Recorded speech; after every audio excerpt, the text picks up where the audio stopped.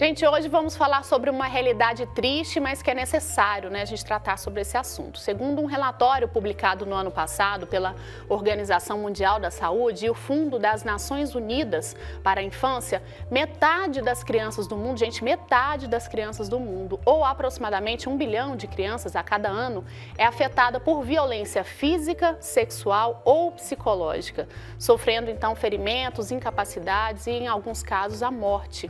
E como identificar, então, que uma criança ou adolescente está sofrendo maus tratos, hein? Então, é o que vamos falar agora com a psicóloga Ana Lídia Fleury, que já está aqui conosco online. Ana Lídia, seja bem-vinda, viu? Bom dia, obrigada por aceitar o nosso convite aí para tratar desse assunto tão importante. Bom dia, e eu que agradeço esse convite, porque afinal de contas nós iremos falar de um tema de interesse de todos. E é de todos mesmo, porque a própria lei que ampara a criança e o adolescente, que é o Estatuto, da Criança e do Adolescente, ele preconiza em seu artigo 70 que é dever de todos prevenir qualquer tipo de violação dos direitos que são previstos para essa classe. Então, diante de tantas notícias alarmantes que nós temos visto, não só na mídia, mas muitas vezes do nosso lado, do nosso vizinho, os nossos parentes.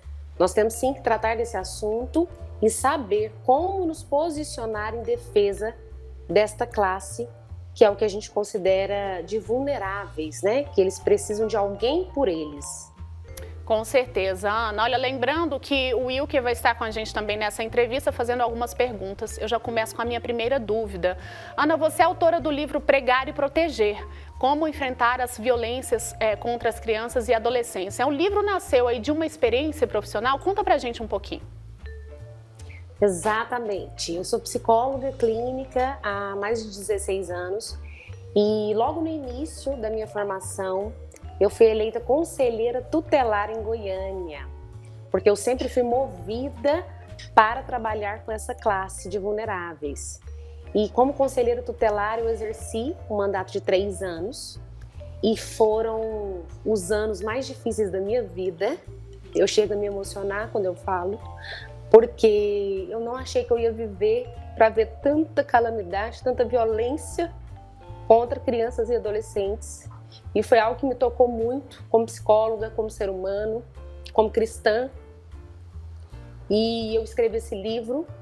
É um livreto, na verdade, porque ele é muito básico, ele é um compilado. E ele vem realmente esclarecer para a sociedade como nós devemos enfrentar essas violências, sabendo fazer a leitura do comportamento de crianças que estão submetidas a diversos tipos de violação de direitos e que muitas vezes a gente nem faz ideia, porque é uma família ali que não dá indícios disso, às vezes é uma família até abastada socialmente. Então, quando eu falo como enfrentar as violências, porque não adianta só a gente pregar bondade, não adianta só a gente pregar uma lei, se a gente não efetivá-la na proteção. Então eu, neste livro, que foi uma experiência no Conselho Tutelar, em Goiânia, e como representante dos Conselhos Tutelares do Estado de Goiás, no Fórum Nacional, eu tive então essas experiências e escrevi esse livro de conscientização da necessidade de toda a sociedade se posicionar nesta área, sim. Certo. Oi, Ana, bom dia para você. Pois não, Marina. Bom dia, o Wilker já está conosco. Eu só ia perguntar se você já estava por aí. Wilker, pode fazer a sua pergunta. Estou sim, estava ouvindo a resposta da Ana e eu fiquei curioso. Você mencionou aí um período em que trabalhou no Conselho Tutelar, teve várias histórias, só de tocar no assunto você já começou a se emocionar. Tem alguma história que te marcou, uma história que foi especial para você durante esse período de trabalho? Olha, para te falar a verdade, eu tive várias histórias que me marcaram muito, de uma forma assim, quase que traumática. Eu cheguei a ter um diagnóstico de estafa, de síndrome de burnout, de esgotamento, de transtorno de pânico, mesmo sendo uma profissional da psicologia, diante de tantas violências que eu vi. Então, além de ver situações muito frequentes, ok? Infelizmente, é triste falar essa palavra, além de ver situações muito frequentes de violência sexual dentro da própria casa, partindo de avós, partindo de pais e de padrastos. Eu acho que sempre a violência sexual é a pior de se lidar. Então, além disso, a violência física, que é culturalmente validada, isso para nós é algo muito assim, como que eu poderia dizer? Algo que toca, né? Igual você me perguntou, algo que te marcou. Eu me lembro que nós chegamos a atender um caso de uma criança que ela não conseguia se sentar na cadeira da escola e a professora viu aquilo, aquele desconforto, e inicialmente chamou a atenção da garota. Ela tinha em volta dos seus 8, 9 anos e ela via que aquela garota não conseguia se sentar, mas é por outras coisas. Aí ela chamou essa garota, ela teve uma sensibilidade, essa professora, e a chamou ao banheiro, perguntou o que estava acontecendo, se ela estava com alguma dor no corpo, e foi quando a garota levantou a camiseta e abaixou o shortinho, e ela não tinha marcas vermelhas ou roxas, ela tinha marcas pretas, porque ela tinha apanhado de tábua de madeira da mãe. E essa criança, ela da escola, ela já não voltou para casa, ela já foi para um abrigo que protegia uma criança vítima de violência, e ali foi estabelecido um processo contra aquela mãe. E quando aquela mãe chegou ao julgamento diante do juiz, que foi algo que me marcou muito também, o juiz dizia assim: essa mãe está aqui sendo julgada porque ela bateu na filha dela? Se eu virei um juiz foi porque eu apanhei muito do meu pai. Então eu não acho que isso aqui é um motivo de julgamento, coisa nenhuma. Aí ele absolveu a mãe, trouxe a criança de volta para o convívio dessa mãe agressiva, sem nenhum tipo de acompanhamento ou encaminhamento psicológico para ambas. E aí é quando muitas vezes a gente se sente limitado diante dos órgãos, né, competentes. Então, essas situações, elas iam me marcando de tal forma que eu pensava assim, eu tenho que resolver esse caso como conselheira tutelar. Eu estou tutelando o direito dessa criança, eu preciso ir além. Então, como psicóloga, eu me desgastei muito também, porque eu usava muito do processo de mediação de conflitos, eu mesmo tentando conscientizar a mãe e tentando restabelecer esse convívio, já que muitas vezes o órgão competente para nos amparar não tinha essa consciência da lei de proteção da criança e do adolescente. Que história absurda, né, Ana Lídia? Infelizmente, absurda, né, assim, esse juiz aí, ele só conseguiu reforçar, né, a violência aí que a mãe praticava contra a filha. Que triste mesmo, que vergonhoso acontecer isso. Mas é bom a gente, como eu disse aqui no começo, né, a gente tem que conversar sobre isso, né, a gente tem que mostrar a realidade, porque tem muita gente que acha que isso não existe, né, que está longe, né, que é só história aí de novela, às vezes, de televisão, de filme, mas não, isso acontece mesmo, né. Eu queria que você falasse um pouquinho para a gente em relação aos tipos de violência. Você citou já, né, a questão da violência sexual, a violência física, temos também a violência psicológica, né? São 3 tipos de violência e eu acho que traumatizam qualquer criança e podem ter um efeito aí muito ruim, né, no decorrer da vida dessa criança, desse adolescente, não é mesmo? Com certeza. Inclusive, no meu livro eu destrincho as 3 violências, que são exatamente essas que você já mencionou. A física, que ela é a mais vista, que geralmente é a que alarma a gente, né? Olha para você ver o caso dessa criança, né, que está na mídia, o menino Henrique. Ele já sofria de violências psicológicas, ele já sofria de algumas violências físicas, mas teve que chegar a um nível de comprometimento severo, chegar a um falecimento para que a violência fosse, então, vista e considerada. Porque foi como eu disse, infelizmente nós temos uma cultura que ainda valida a violência física no seio familiar, né? Nós temos que bater, nós não temos que bater, sabe? Então é muito complicada essa situação, porque geram não só traumas no corpo, mas os traumas emocionais, muitas vezes, eles são irreversíveis. Porque uma ferida no corpo, ela pode sarar, mas uma ferida na alma, ela vai comprometer toda a vida dessa pessoa até na fase adulta.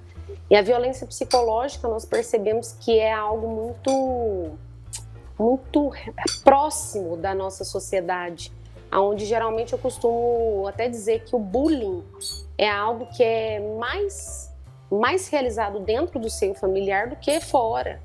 Porque é em casa que as crianças são mais agredidas verbalmente, são criticadas, muitas vezes apelidadas.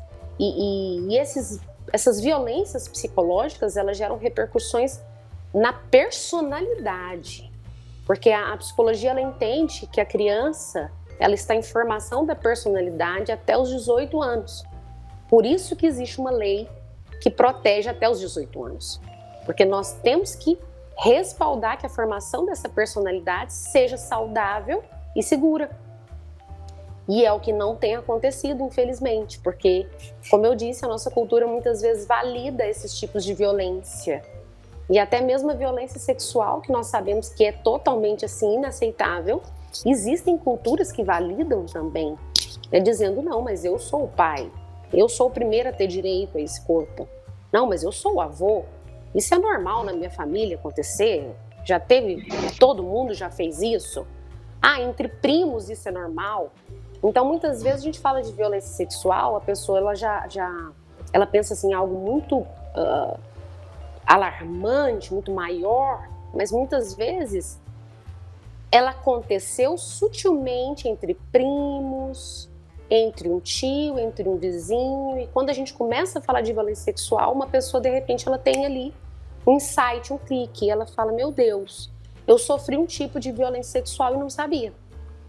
Então, nós temos sim que difundir a lei, nós temos que realmente assim, usar esses veículos de comunicação, como a TV Pai Eterno, para poder conscientizar as pessoas da lei, dos órgãos de proteção, de como identificar, de como se posicionar na proteção dessa classe de crianças e adolescentes para evitar que essas violências sejam comuns e sejam frequentes, como tem acontecido. Ana, a senhora mencionou aí o caso daquele menininho, né, o Henry Borel ali, que foi morto por pessoas que deveriam estar cuidando dele. A gente, como sociedade, tem um papel que é fundamental, de fiscalizar ali, denunciar. A criança, ela quase sempre vai dar sinais de que tem algo errado. No caso dele também, ele deu sinais de que tinha coisas erradas. A gente percebe isso pelos relatos das testemunhas. O que a gente precisa pensar, a que sinais a gente precisa se atentar de que uma criança próxima da gente está sofrendo algum tipo de violência dentro de casa? É muito interessante essa questão dos sinais, porque a criança, ela é muito expressiva.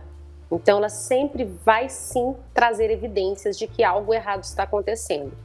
Geralmente, essas evidências, elas são manifestas através de um comportamento introvertido, introspectivo. Então, uma criança que ela começa a se isolar, se aquietar, se calar, o que não é normal de criança, né? Porque a criança, ela é espontânea, ela é brincalhona, ela conversa, ela se expressa. E quando ela tem esse movimento, né, de introversão, se fechar, se isolar, é algo que você precisa realmente já se atentar. Opa, está acontecendo alguma coisa. Então, nós temos também, por exemplo, o comportamento de uma criança muito custosa, vamos usar esse termo cultural, muito custosa, muito inquieta. Essa também seria uma criança, às vezes, em busca de ajuda. Ela está demonstrando, através de um comportamento disfuncional, de uma inquietude, de uma agressividade, inclusive, né? Até no ambiente escolar, nós temos um entendimento seguinte: se tem uma criança agressiva no ambiente escolar, é quase que certeza que é uma criança agredida no ambiente familiar. Eu digo quase que certeza 90%, tá? Então, uma criança agressiva no ambiente escolar é uma replicação de um comportamento que vem de casa. Ela está sofrendo algum tipo de violência na casa dela. Então, nós temos que ser, sim, atentos aos sinais. As crianças, elas demonstram sim. Nós temos que saber conversar com a criança, perguntar para ela. Porque se a gente souber conversar, a criança conta mesmo. Entendeu? Então, Teve um sinal que ele deu que eu achei tão interessante, que uma antiga namorada do citado lá, né, do réu, também falou que a criança vomitava, ela passava mal do estômago e ela vomitava antes de ir ao encontro dele. Então esse também é um sinal físico. Quando a criança começa a ter febre sem ter nenhuma infecção, quando a criança começa a ter dores de estômago sem ter nenhum tipo de situação que desencadeou aquilo, ok? Então, se a criança começa a ter também sintomas físicos, sem uma explicação aparente, também fica aí o sinal de alerta para nós.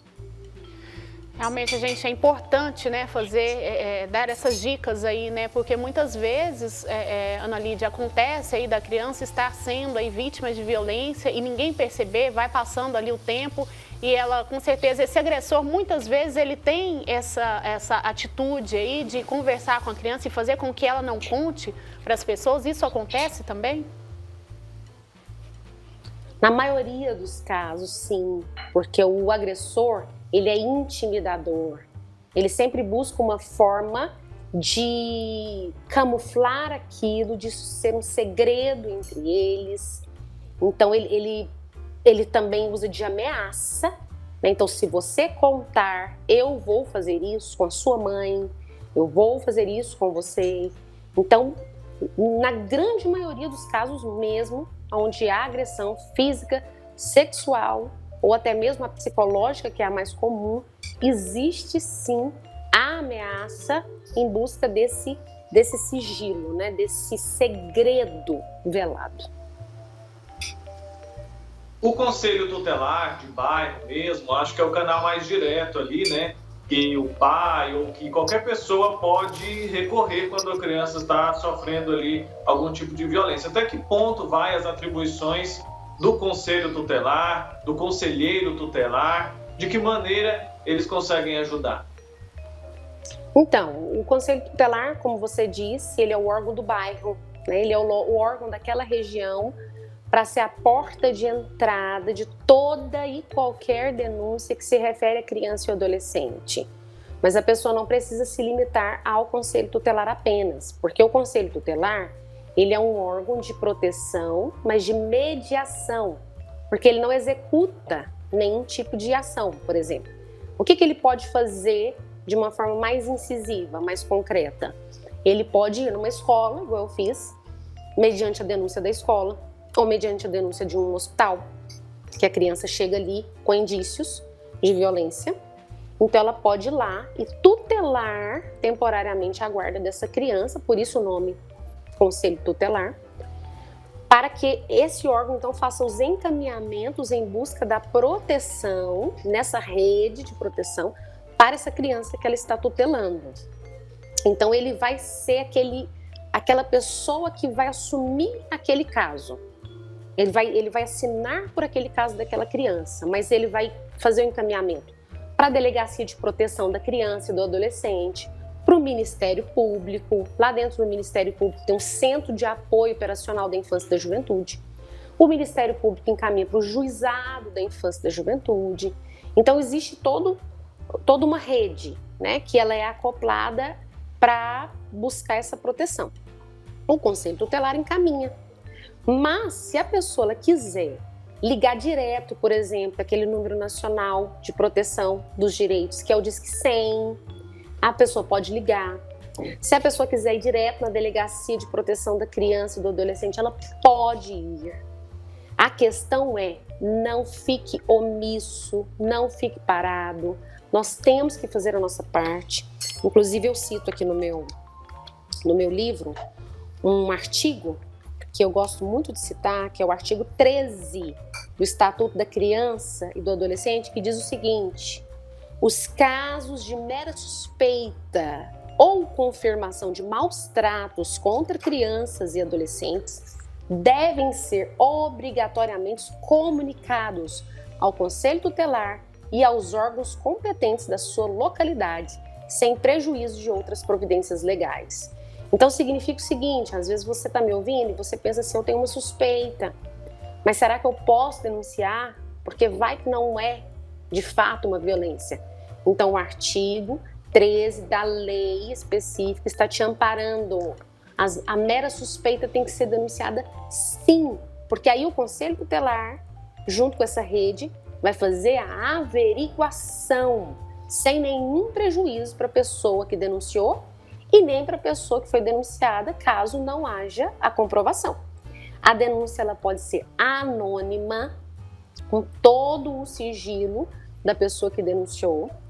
E também eu queria citar o artigo 245 da mesma lei, que diz o seguinte: deixar o médico, deixar o professor ou responsável por estabelecimento de atenção à saúde e de ensino fundamental, de comunicar à autoridade competente os casos que tenham conhecimento envolvendo suspeita, de novo, ou confirmação de maus tratos contra criança e adolescente, com pena de multa de até 20 salários de referência, aplicando-se o dobro em caso de reincidência. Ou seja, todos os órgãos, seja a escola, seja o CAIS, seja qualquer que seja o lugar que tenha crianças e adolescentes, que tem uma suspeita ali, tá vendo uma criança que está dando sinais, ou tá vendo algumas marcas nesse corpo, tá vendo uma criança que está tendo um comportamento mais agressivo, ou às vezes até mais aflorado sexualmente. Por exemplo, eu já atendi casos de denúncias que creches, no momento do banho, né, os CMEs, que a criança muito aflorada sexualmente, querendo tocar os amiguinhos, querendo encostar nos amiguinhos, algo que não era normal para a idade. E aí nós fomos comunicados e nós fomos averiguar. E aí nós ficamos sabendo que essa criança de 3 anos era molestada sexualmente pelo padrasto e estava replicando esse comportamento no ambiente escolar de ensino infantil, que era a creche. Então, está a lei aqui amparando que nós temos sim que nos posicionar e denunciar, independente se você não tem a certeza do fato. É um dever, né? É mais do que uma responsabilidade, é um dever realmente. Ana Lídia, nosso tempo infelizmente já está chegando no final aí. Eu quero te agradecer, viu, muito por essa conversa, nesses alertas aí que a gente faz para quem assiste a TV Pai Eterno. E deixar claro aí que não só dentro de casa, né? Que a gente olhe em volta, que às vezes a gente pode ajudar uma criança aí que está sofrendo e que não tem ninguém dentro de casa para olhar por ela, não é isso? Eu acredito que nós não podemos mudar o mundo. E uma das minhas maiores frustrações na época do conselho, né, de chegar até o adoecimento físico, emocional, que eu fui afastada, né, pelo INSS com o esgotamento, como eu disse para vocês, foi de querer abraçar o mundo e querer mudar a história de todos. Mas eu percebi que se a gente mudar a história de uma pessoa, a gente vai estar mudando o mundo dela. Então, se você tem um vizinho, se você tem um parente, se você tem alguém que você sabe que precisa de atenção, não só por conta das violências que talvez elas estejam sofrendo, mas pela negligência de comida, negligência de amor, negligência de atenção. Então, se você conhece alguém que está sofrendo algum tipo de negligência, que é um menor, é um vulnerável, que não tem ninguém por ele, mude o mundo dessa criança, mude o futuro dela, se posicionando e fazendo algo que esteja nas suas mãos fazer. Tá ótimo. Muito obrigada, viu, Ana Lídia? Muito boa conversa. Parabéns pelo trabalho aí, pelo livro. E fique com Deus até uma próxima oportunidade.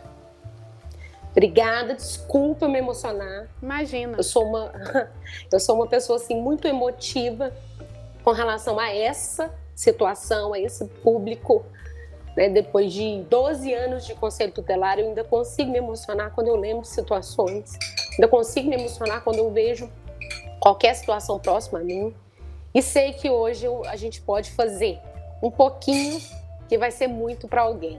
Muito obrigada por essa oportunidade linda que a TV Pai Eterno nos deu hoje, tá bom? A gente que bom agradece. Dia a todos. Obrigada, bom dia para você, um grande abraço. Olha, gente, eu chego a me arrepiar, né? Realmente é um assunto aí muito importante. Fiquem alertas aí, viu? Ajude, como a Ana Lídia disse, ajude uma criança a ter um futuro melhor, viu?